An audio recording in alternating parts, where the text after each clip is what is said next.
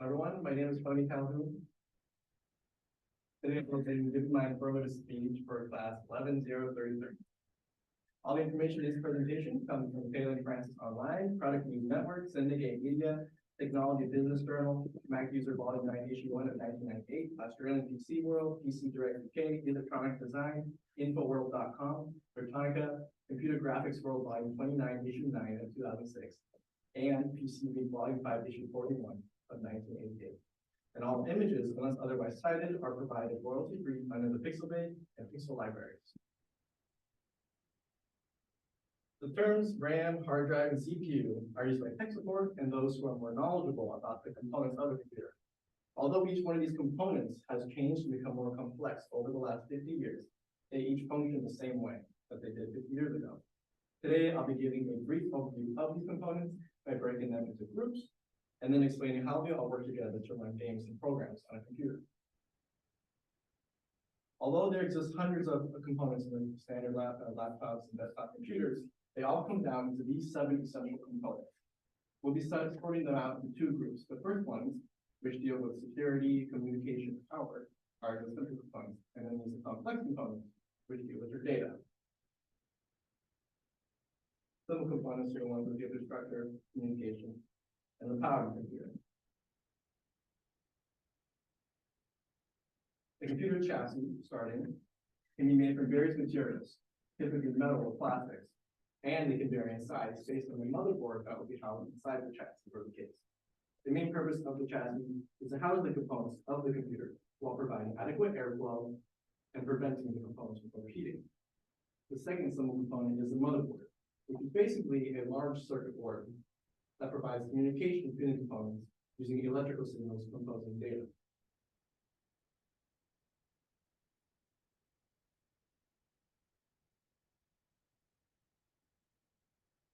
The CPSU, or power supply unit, plugs into a wall outlet and provides power to the components of the computer.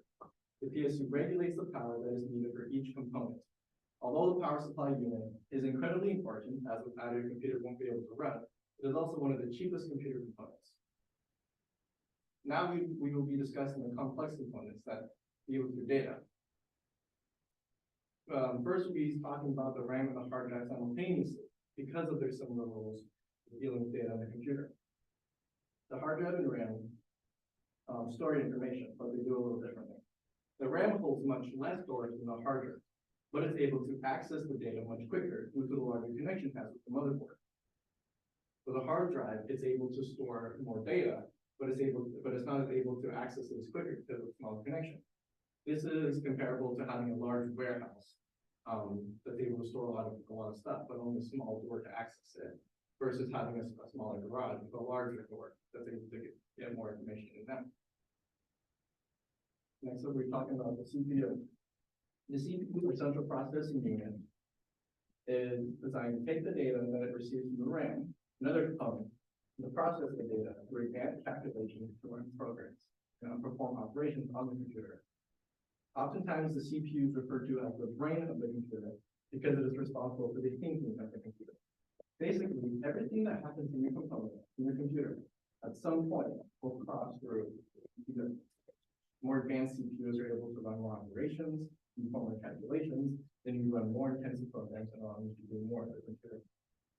The GPU, or a graphics processing unit, communicates with your monitor to display programs on your computer. GPUs were designed for the visual graphics of computers, specifically within the field of computer games. The rise of computer games led to the further development of the graphics card, which are now being used for nearly every visual aspect of the computer. The GPU takes data from the CPU after it performs advanced calculations and figures out what the programs are supposed to look like. In other words, the CPU does the thinking, but the CPU does the drawing of what things are actually supposed to look like and how you're going to be able to see and interact with them. After explaining all the components individually, we will now discuss how they all work together to run programs on your computer. Starting with the RAM, you open up a program on your computer. The data comprising that program is taken from your hard drive and transferred into your RAM. The RAM transfers data from your hard drive so that it can get accessed quicker during the time that you're using the program, so you can you can pull information in and out of the RAM faster. This process is done almost immediately, depending on the program.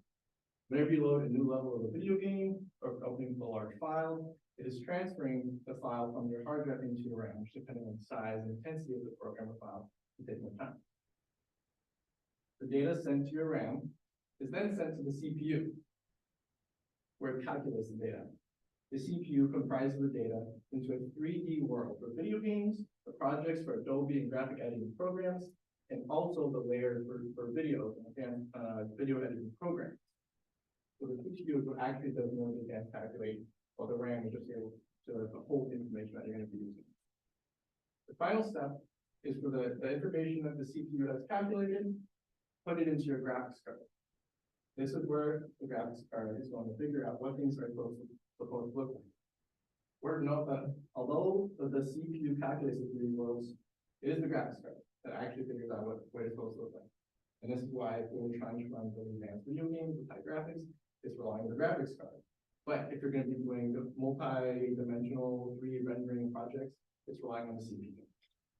Another word of note is that although the graphics card is very important for running those high visually demanding programs, the motherboard itself is capable of producing the video.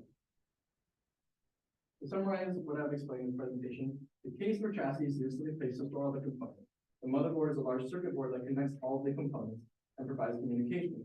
The PSU power supply unit provides power to all the components. The hard drive stores large amounts of data and has slow access to that data. The RAM stores fewer data but has faster access. The CPU does all the advanced calculations used to run programs, and the GPU figures out what everything is supposed to look like and displays the programs on your screen or monitor. Thank you for my presentation.